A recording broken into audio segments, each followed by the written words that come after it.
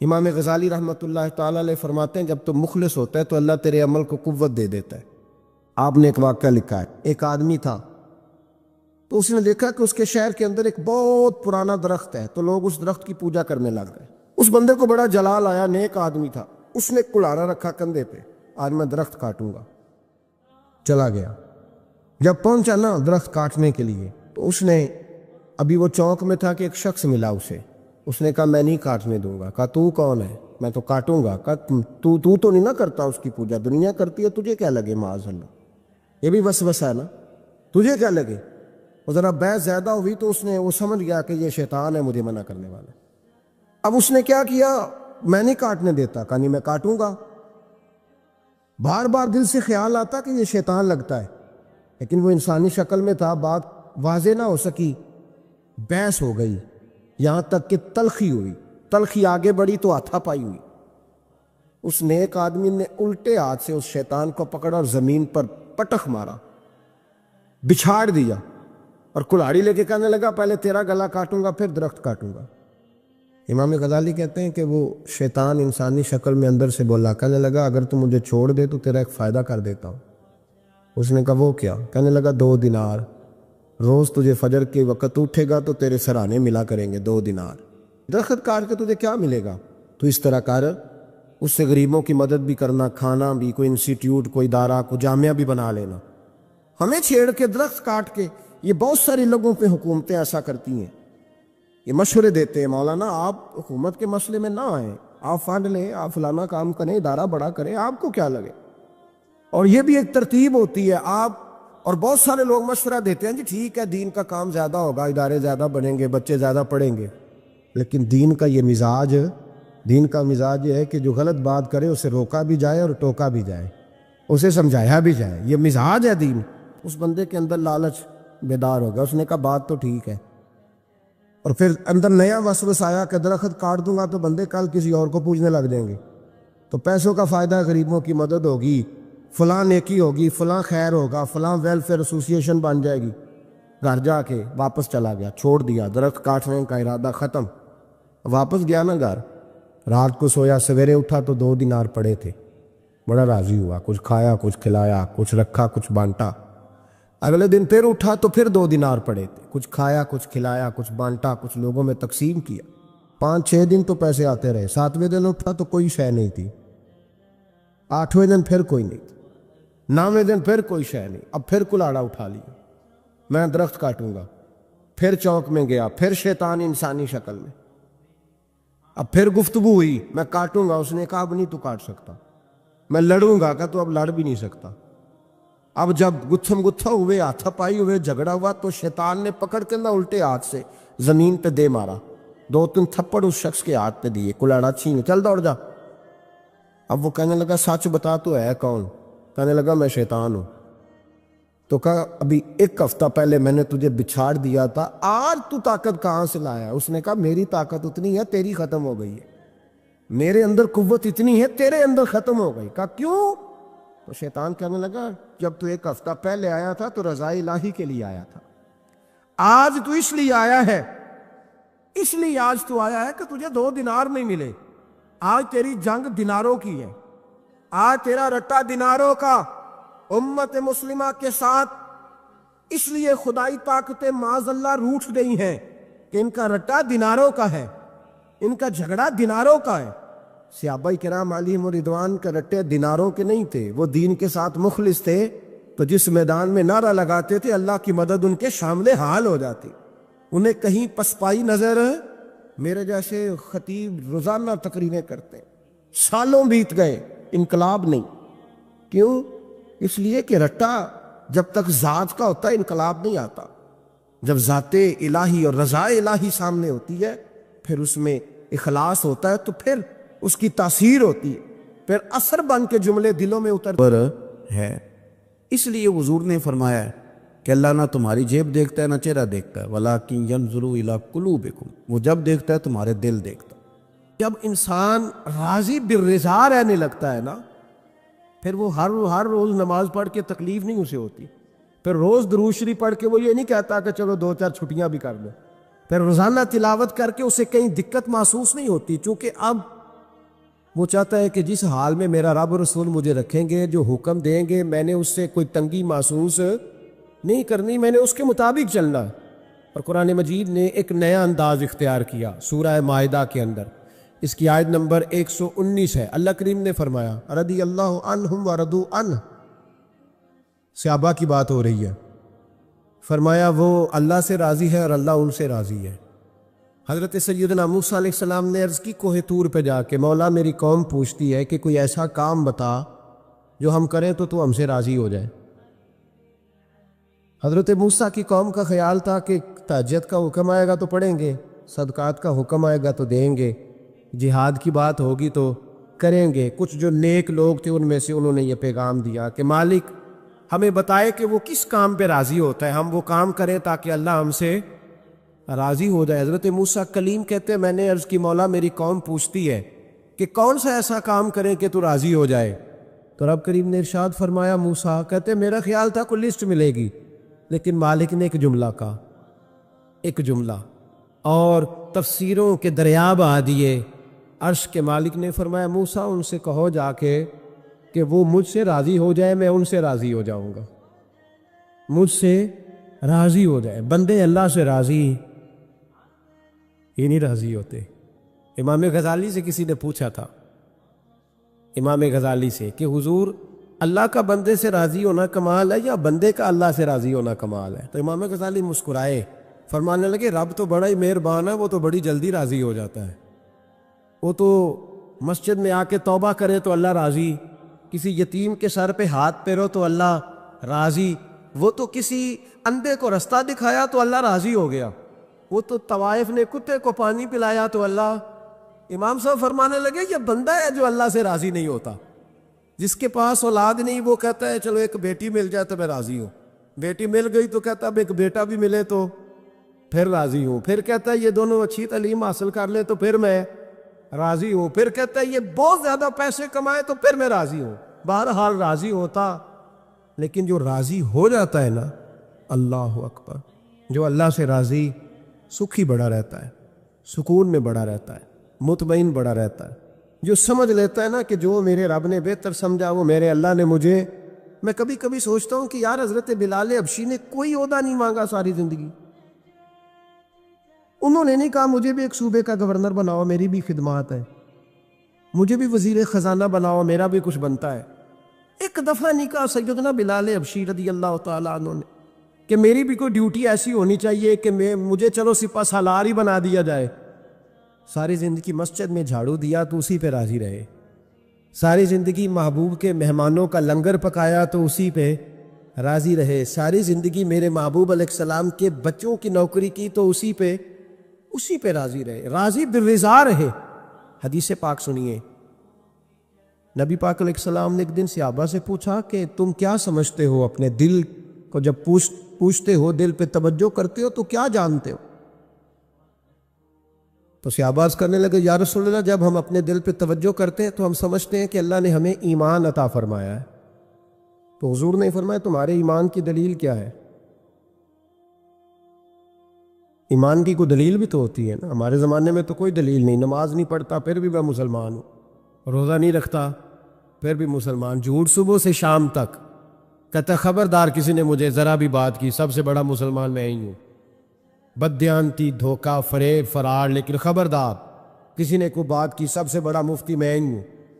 جرم سارے پائے جاتے، دلیل کیا ہے بھائی؟ اگر دیکھیں نا، اگر درخت ہے تو دلیل یہ ہے کہ پھل بھی ہے، شاخیں بھی ہیں، لیکن تو صاحب ایمان ہے تو دلیل کیا ہے؟ تو نبی پاک صلی اللہ علیہ وسلم نے صحابہ سے پوچھا کہ تم ایماندار ہو تو دلیل دو۔ تو بڑے خوبصورت تھے میرے محبوب کے تیار کردہ لوگ، عرض کرنے لگے یا رسول اللہ ایمان کی دلیل یہ ہے کہ اگر اللہ ہمیں نعمت دیتا ہے تو ہم شکر ادا کرتے ہیں، اگر کبھی مصیبت آتی ہے تو ہم صبر کرتے ہیں، اور یا رسول اللہ ہم اپنے رب کے ہر فیصلے پر راضی رہتے، ہم اپنے اللہ کے ہر فیصلے پر۔ اب حضور نے رزلٹ کا اعلان کیا تو میرے محبوب فرمانے لگے پھر سنو میں گواہی دیتا ہوں واقعی اللہ نے تمہیں دولت ایمان عطا فرمائی ہوئی، پھر واقعی اللہ نے تمہیں دولت ہے، اگر تم اپنے رب پر راضی ہو، اگر تم راضی ہو اس کام پر جس پہ اللہ نے تمہیں رکھا ہوا ہے، اگر تمہیں کسی کو دیکھ کر تکلیف نہیں ہوتی، اگر تم نہ حسد میں جلتے ہو، نہ بغض میں، نہ کینے میں، نہ تکبر میں، نہ احساس کمتری کا شکار ہوتے، اگر تم راضی رہتے ہو کہ میرے مالک نے بہترین زندگی مجھے دی، پھر اس کا مطلب یہ ہے کہ تم صاحب ایمان ہو۔ ہمارے زمانے میں لوگوں کی وہ تکلیفیں، صبر نہیں ہے، سکون نہیں ہے، بے چینی سی ہے، بے قراری سی ہے، معاشرے میں ایک عجیب سی ہلچل ہے۔ ہر آدمی سمجھتا ہے کہ وہ سامنے والا جو شخص ہے نا وہ بڑا سکھی ہے اور میں بڑی تکلیف میں ہوں۔ میں رات اپنے پیر بھائیوں کو سمجھا رہا تھا، میں کہہ رہا تھا یاد رکھنا جس آدمی کا عہدہ بڑا ہوتا ہے نا اس کا زخم بھی بڑا گہرا ہوتا ہے، اس کا زخم بھی بڑا، ہاں وہ کسی شاعر نے، شعر اردو کا ہے اور تھوڑا وقی تھا شاعر بھی، تو بات بھی اس کی تھوڑی وقی ہے، چلیں آپ سیانے لوگ ہیں آپ کی سمجھ میں آ ہی جائے گی۔ اس نے کہا تھا کہ ہجوم غم میں بھی توہین ضبط غم نہ ہوئی، ہجوم غم میں بھی توہین ضبط غم نہ ہوئی، ہم اس احتیاط سے روئے کہ آنکھ نم نہ ہوئی۔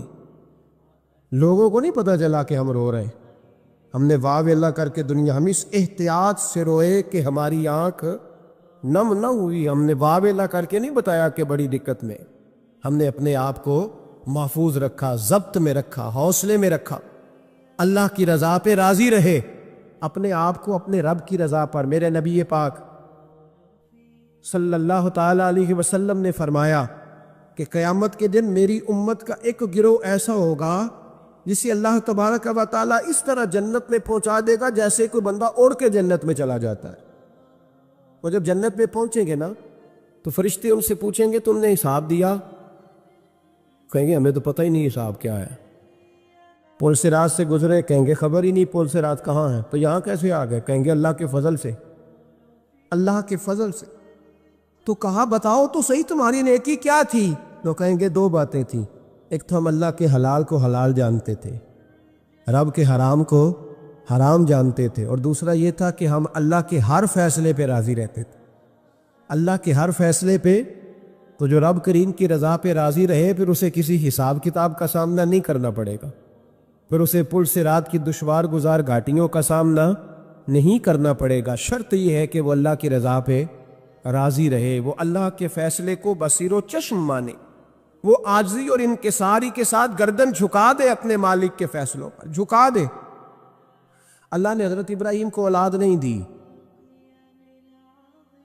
پھر زمانے کے بعد دی، پھر دینے کے بعد کہا کہ جاؤ وادی غیر ذی زرع ان میں چھوڑ کے آؤ۔ سخت گرمیاں ہو جائے تو لوگ بچوں کو سکول نہیں بھیجتے، چھٹیوں کا اعلان ہو جاتا ہے، لیکن حضرت ابراہیم چھوڑ آئے بچہ، اور بچہ ایک تو بچہ اللہ تعالیٰ روٹین میں دیتا ہے تو اس کی قدر و منزلت اور ہوتی ہے، اور ایک بندہ بڑی دعاؤں التجاؤ خواہشات کے بعد لیتا ہے اس کی قدر و منزلت۔ وہ بچہ جو بڑی دعاؤں کے بعد لیا، کہا چھوڑ آؤ، کوئی کھانا نہیں، پانی نہیں، دانہ نہیں، حضرت ابراہیم چھوڑ آئے۔ 13 سال اکٹھے رہنے کی اجازت نہ ملی، اور جب اجازت ملی تو کہا اب چھری اٹھاؤ اور بیٹے کی گردن پہ چلا دو۔ آپ اس کو آسان کام سمجھتے ہیں؟ اتنی تسلیم و رضا، ہر فیصلے پہ راضی ہونا، ہر فیصلے پہ۔ یہاں ہمارا حال یہ ہے کہ 2 منٹ کے لیے تکلیف آتی ہے تو لوگ واہ ویلا کرتے، شور بچاتے، کفر بولتے۔ ہر آدمی آپ اس کو ٹٹول کے دیکھے تو کہتا ہے سب سے تکلیف میں ہی ہوں۔ کس سولی پہ لٹکے ہوئے ہم؟ آخر کون سا معاشرے کا ایسا دکھ ہے جو صرف ہمارے پاس ہی آ گیا؟ ہر آدمی کہتا ہے مجھے نہ چھیڑنا، سب سے زیادہ غمگین میں ہی ہوں۔ بھائی بتا تو صحیح نا کہ آخر کون سی ایسی چیز ہے جو مالک نے تجھے عطا نہیں فرمائی؟ لیکن ہماری آزمائشیں ہیں، ہمارے جملے ہیں، ہماری گفتگو ہے کہ ان سے شکوہ چھلکتا، ان سے شکایتیں ٹوٹ ٹوٹ کے نیچے گرتی ہیں۔ ہم یہ سوچتے ہی نہیں کہ ہمیں نہیں پتا ہمارے حق میں بہتر کیا ہے، ہمارے رب کو پتا ہے کہ ہمارے حق میں بہتر کیا ہے۔ اس لیے لوگ شکایت نہیں کرتے تھے، آج ہر بات پر شکایت ہے، ہر بات پر لوگ شکوہ کرتے ہیں، اور ہر بات پر لوگ اللہ تبارک و تعالیٰ کی بارگاہ ناز کے نافرمان بنتے ہیں۔ اور پھر سوال کیا، یا اللہ تو راضی ہو جا، یا اللہ تو، اور اللہ کیا فرماتے ہیں موسیٰ اپنی قوم سے کہو یہ مجھ سے راضی ہو جائے میں بھی ان سے راضی ہو جاؤں گا۔ حضرت رابعہ بصری رحمۃ اللہ تعالی علیہ نا طبقہ صوفیاء میں ایک بڑی منفرد حیثیت رکھتی ہیں۔ علیحدہ ایک مقام ہے، اور ان کی زندگی بتاتی ہے کہ اللہ کی معرفت اور رب تبارک و تعالیٰ کا قرب صرف مرد کے لیے خاص نہیں، اگر عورت بھی توجہ کرے تو اللہ اسے بھی خزانے کھول کے عطا فرماتا ہے، اسے بھی اللہ خزانے کھول۔ حضرت رابعہ بصری اکثر نہ اولیاء اللہ کی مجالس میں جا کے بیٹھتی تھی، بیٹھتی پردے کے اندر تھی لیکن بیٹھا کرتی نہیں۔ جو لوگ اس رستے کے مسافر ہوتے ہیں وہ بات کو سمجھتے ہیں کہ یہ گہرا معاملہ ہوتا ہے، کسی جگہ سے کوئی ایسی چیز ملتی ہے جس کو فوری طور پر طبیعت اور نفس قبول نہیں کرتا، لیکن جو صوفیاء ہوتے ہیں نا، سالکین طریقت، معرفت کے رستے کے مسافر، وہ چونکہ مسافر ہوتے ہیں تو انہیں جو بندہ بھی منزل کا رستہ بتاتا ہے وہ اس کی بات غور سے سنتے ہیں، اعتراضات نہیں کرتے، شکوے نہیں کرتے، بن کے نہیں بیٹھ جاتے۔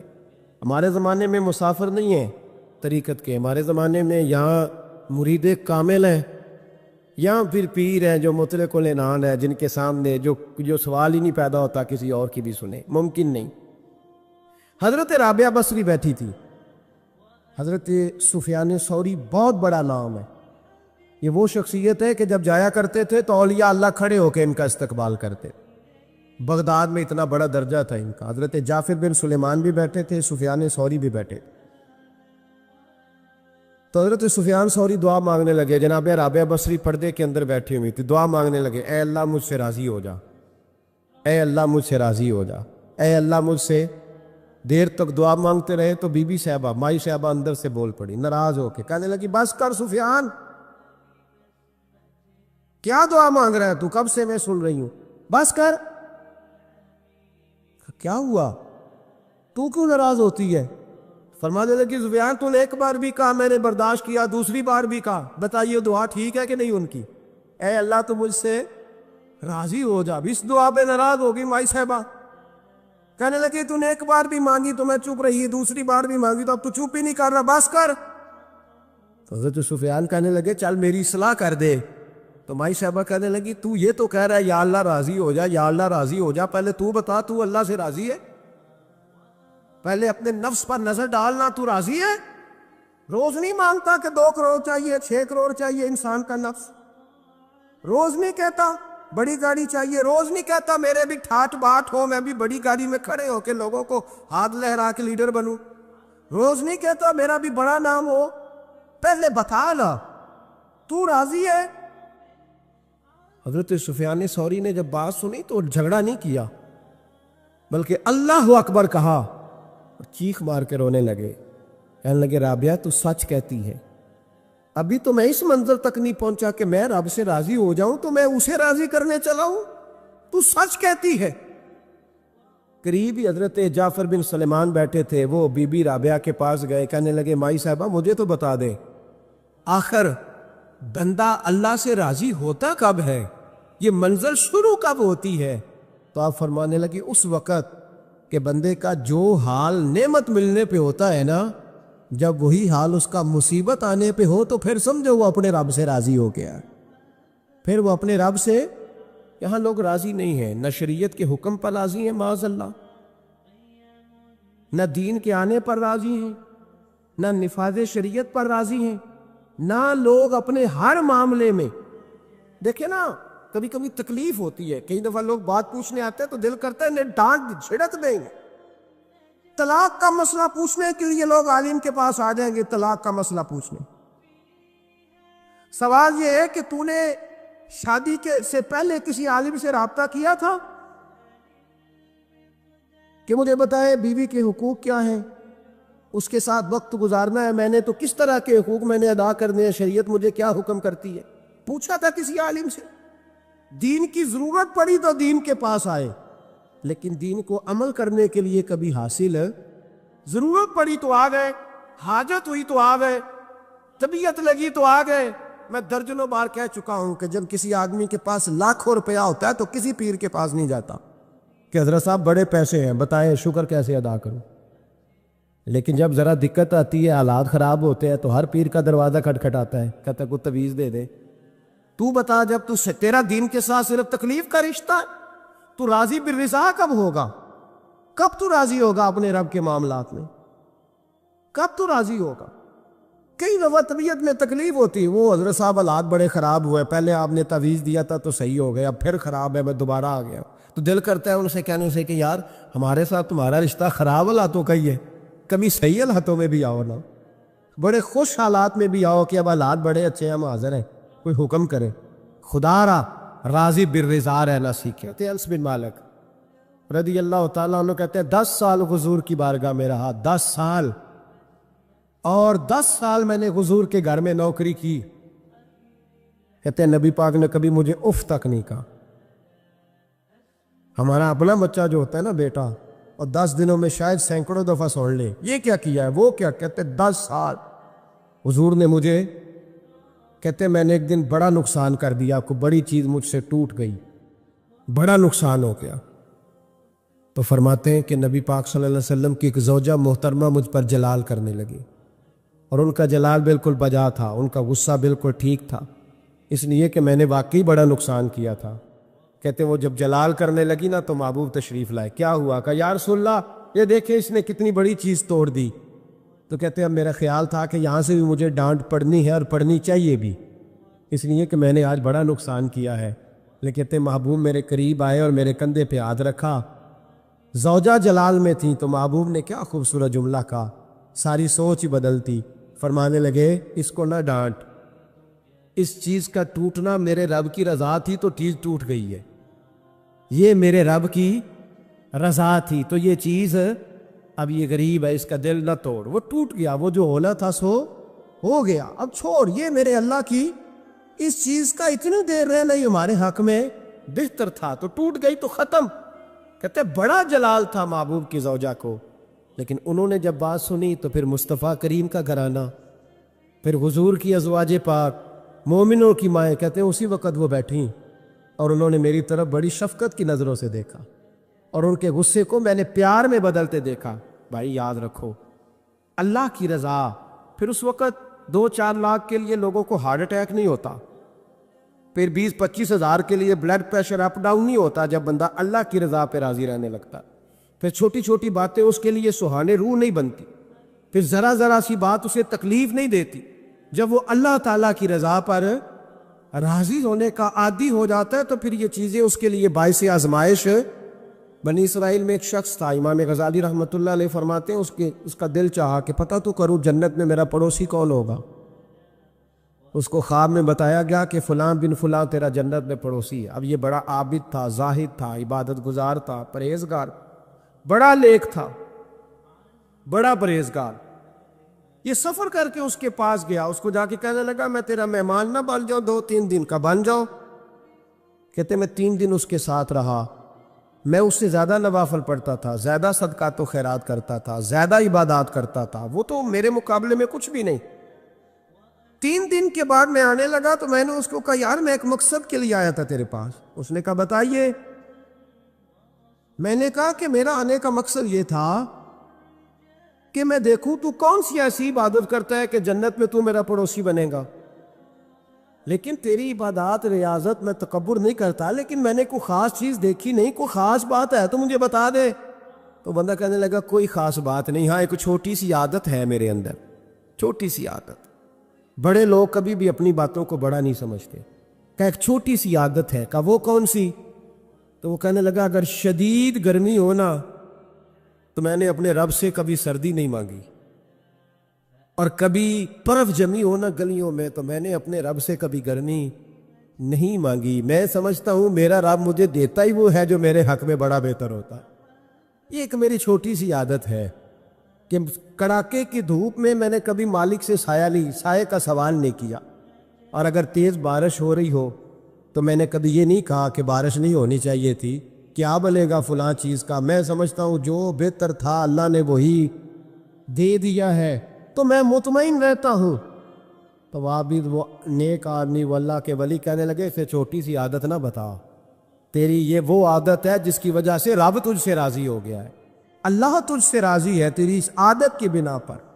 جب ہمارے مزاج میں یہ چیزیں آ جائیں گی نا کہ جو میرے حق میں بہتر تھا مالک نے مجھے وہ دے دیا ہے، پھر ہم ہر جگہ بیٹھنے کی تمنا نہیں کریں گے، پھر سامنے والے سے ہم حسد نہیں کریں گے، پھر ہم یہ نہیں چاہیں گے کہ اللہ کرے وہ مر جائے اور اس کی ہر چیز مجھے مل جائے، پھر ہمارا مزاج، پھر ہماری طبیعت یہ نہیں رہے، اللہ کی رضا پہ راضی رہے، مالک کے فیصلوں میں اپنے دل میں کوئی بوجھ محسوس نہ کریں، اپنی زندگی اللہ کے فیصلوں دیکھیں نا، جو ماں باپ اللہ نے بڑے اچھے سمجھے وہ ہمارے لیے پسند کیے، وہ اللہ نے ہمارے لیے جو اس نے ہمارے حق میں بڑے، جو بہن بھائی، اللہ کرے آپ کو سمجھ آئے، جو بہن بھائی اس نے ہمارے حق میں بڑے اچھے سمجھے وہی بہن بھائی اس نے ہمیں عطا کیے، جس بیوی کو اس نے ہمارے گھر کے گلشن میں بہتر سمجھا اس کو لا کے اس نے ہمارے آنگن میں بٹھایا، اور جو اولاد اس نے ہمارے لیے باعث افتخار سمجھی وہ اولاد اس نے ہمیں عطا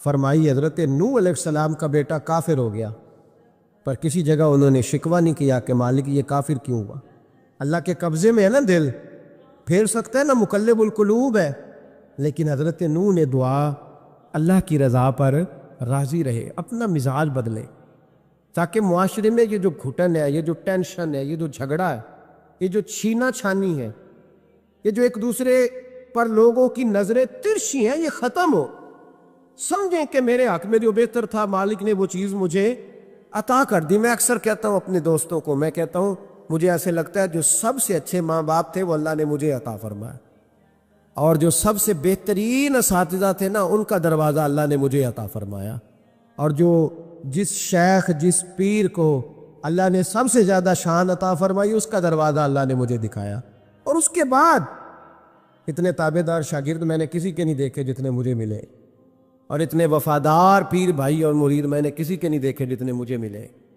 میں اس بات پر، اور میں بات اس لیے نہیں کر رہا، میں آپ کو دل کی گہرائی سے بات بتا رہا ہوں کہ یہ عنوان زندگی ہے، یہ روح زندگی ہے۔ میں کبھی کبھی بڑے ناز کے ساتھ سجدہ شکر ادا کرتا ہوں کہ ایک بہت بڑا خوش نصیب شخص ہو۔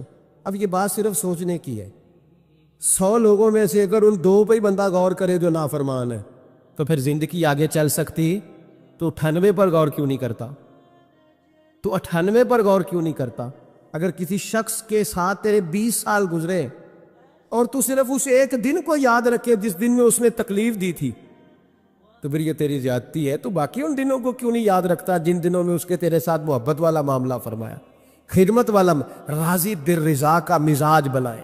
یہ مسلمان کے ایمان کا حسن ہے، یہ مسلمان کے کردار کا کمال ہے، یہ مسلمان کی سوچ کا بلند معیار ہے، یہ مسلمان کا اعلیٰ مقام ہے۔ حضرت عبداللہ ابن عمر کا بیٹا بیمار ہو گیا، بڑے پیارے ہوتے ہیں نا بیٹے، آپ بڑے پریشان تھے، شدید پریشان۔ صحابہ کہتے ہیں ہم نے آپ کو بڑی تکلیف میں دیکھا، کبھی اس حکیم کے پاس، کبھی اس حکیم کے پاس، کبھی اس جگہ، کبھی اس جگہ۔ کچھ دنوں کے بعد بیٹا انتقال کر گیا، لیکن کہتے ہیں جب ہم تعزیت کے لیے گئے تو ہم نے ان کے چہرے پر بہت ساری سکون کو، بہت ساری راحت کو دیکھا۔ بیٹا انتقال کر گیا، جب وہ بیمار تھا تو پریشان تھے، اب جب انتقال کر گیا تو سکون میں۔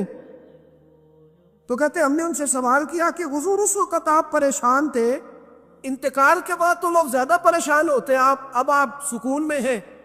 تو آپ فرمانے لگے جب تک میری ڈیوٹی تھی میں پریشان تھا، خدمت کر رہا تھا، نوکری کر رہا تھا، اب میں اسے اس کے پاس چھوڑ آیا ہوں جو مجھ سے بہت زیادہ اس کا خیال رکھنے والا ہے، جو مجھ سے کئی ہزار گنا بڑھ کے اس پر توجہ کرنے والا ہے۔ اب مجھے پریشانی، اب میرا قریب مجھ سے کہیں بڑھ کر اس کا خیال رکھے گا، اسے سکون دے گا، اسے راحت دے گا، اور میں اپنے رب کے فیصلے پر بڑا راضی ہوں۔ اس نے جو بہتر سمجھا اس نے میرے حق میں وہ فیصلہ۔ حضرت ابن وقاص رضی اللہ تعالیٰ عنہ بڑے مستجاب الدعوات بزرگ تھے، مستجاب الدعوات۔ حضرت عبداللہ بن صائب رضی اللہ تعالیٰ عنہ فرماتے میں حج کرنے گیا تو میں طواف وداع کرنے گیا، حج کا آخری رکن ہوتا ہے، پس آتا ہے نا آفاقی حاجی تو طواف وداع کرتا۔ کہتے جب میں طواف وداع کرنے گیا تو طواف وداع کے موقع پر میں نے دیکھا کہ جتنا رش حجر اسود کے پاس ہے اتنا ہی حضرت ابن وقاص کے پاس بھی ہے۔ شاید سمجھ نہیں آئی آپ کو میری بات۔ حجر اسود کے پاس بہت بڑا رش ہوتا ہے، ہر آدمی کی خواہش ہوتی ہے بوسہ لینے کی، تو جتنے لوگ وہاں کھڑے تھے اتنے ہی لوگ حضرت سیدنا ابن وقاص رضی اللہ تعالیٰ عنہ کے پاس بھی کھڑے تھے۔ تو کہتے میں مجھے تعجب ہوا. عبداللہ بن صائب کہتے ہیں میں بھی ان کے پاس جا کے بیٹھ گیا تو میں نے دیکھا کہ وہ نابینا ہے, آنکھوں سے نظر نہیں آتا. لوگ ان کے پاس دعائیں کرانے آ رہے ہیں اور فرماتے میں نے عجیب حال دیکھا, بیمار ترین شخص ان کے سامنے آ کے بیٹھا, حضور میرے لیے دعا کر دیں. تو فرماتے انہوں نے دعا کے لیے ہاتھ اٹھایا تو وہیں اسی وقت میں نے دیکھا اللہ نے اس بندے کو شفا کا فرمایا. میں نے دیکھا مقروض دعا کرا رہے ہیں, بیمار, بے اولاد, جو بھی دعا ان سے کراتا اللہ اس کی حاجت کو پورا فرما دیتا. حضرت عبداللہ بن صائب کہتے ہیں میں شام تک بیٹھا رہا, ہر نماز کے بعد رش ہوتا, میں دیکھتا رہا. فرماتے ہیں شام ہو گئی, لوگ دعائیں کرا کے چلے گئے. جب مغرب کا وقت ہوا تو نابینا تھے, پھر بھی مجھ سے کہنے لگے عبداللہ ساری دنیا نے دعائیں کرائی ہیں, تو نے نہیں کرانی؟ تو صبح سے بیٹھا ہے بس دیکھے ہی جا رہا ہے, تو نے نہیں کوئی دعا کرانی؟ تو کہتے ہیں میں نے کہا حضور میں نے دعا نہیں کرانی, ایک سوال پوچھنا ہے. تو فرمانے لگے پوچھو. تو میں نے کہا حضور سارا زمانہ جو دعا کراتا ہے اور اللہ آپ کی قبول کرتا ہے, تو ایک دعا آپ اپنے لیے بھی کر لیں, اللہ آپ کو آنکھیں عطا فرما دے. مالک جو قبول کر رہا ہے تو ایک کر لے اپنے لیے بھی. میں گڈی تے ہتھ ڈور سجن دے, وہ جنج رکھے اونج رہنا ہے, وہ جنج رکھے اونج رہنا ہے. واجب نہیں جی وچ شریعت مندہ خسم لو کہنے لگے ایک دعا اپنے لیے بھی کر لے. کہتے ہیں جب میں نے یہ کہا تو بن وقاص رو پڑے, اتنا روئے کہ ان کی ہج کی بند گئی. کہنے لگے نا, جب تک رب نے چاہا اس نے مجھے آنکھیں دی, اور اب اس نے بہتر سمجھا کہ میری آنکھیں نہ رہے, تو اس نے جو بہتر سمجھا میرے لیے کر دیا. میرا مالک میرے حال سے آگاہ ہے, اور میرے مالک کی حکمت ہے, اس نے مجھے جس حال میں رکھا ہے. اور فرمایا اگر اس نے مجھے اس حال میں رکھا ہے تو میں بھی اس حال پہ بڑا ہی راضی ہوں. میں اپنے مالک کے دیے ہوئے اس حال پر بڑا. مسلمان یہ سمجھ لے, اس پیغام کو پلے کے ساتھ باندھ لے. اگر اس نے جلد بازی دکھانی ہے, اگر اس نے بے راہ روی کرنی ہے, اگر اس نے اللہ تبارک و تعالیٰ کے فیصلوں میں مداخلت کرنی ہے, پھر یہ تو ممکن ہی نہیں. یہ ہو سکتا اس لیے کہ اس کی لگامیں کسی اور کے پاس ہیں, اس کے فیصلوں کا اختیار کسی اور کے پاس ہے. اپنے آپ کو اپنے مالک رضی اللہ عنہم ورضوا عنہ ذالک الفوز العظیم. اللہ فرماتے ہیں میں ان سے راضی ہوں, وہ مجھ سے راضی ہیں, اور یہ بہت بڑی کامیابی. اپنی زندگی میں اللہ کے فیصلوں پر راضی ہونا سیکھیں, راضی ہونا سیکھیں. رب کریم کے فیصلوں پہ راضی ہونے کی عادت بنے گی تو ایمان مضبوط ہوگا, توکل مضبوط ہوگا, اللہ تبارک و تعالیٰ کی ذات پر بھروسہ مضبوط ہوگا, حضور کی غلامی میں پختگی آئے گی, شب و روز سکون کے ساتھ گزریں گے, زندگی اطمینان والی ہو جائے. بہت سارے لوگ ایسے ہوں گے جو آپ کو رزق کی نظر سے دیکھیں گے. شرط یہ ہے کہ یہ ارادہ کر لے, یہ ذہن بنا لے کہ جو میرے حق میں بہتر تھا میرے رب نے مجھے عطا فرما دیا, اور جو اللہ نے مجھے نہیں نہ دیا وہ میرے حق میں بہتر نہیں تھا. اس ارادے کو جب آپ پختہ کریں گے پھر ایمان آپ کو بڑی لذت دے گا, دین آپ کو بڑا سکون دے گا. اللہ سمجھنے کی توفیق عطا فرمائے. آخر دعوانا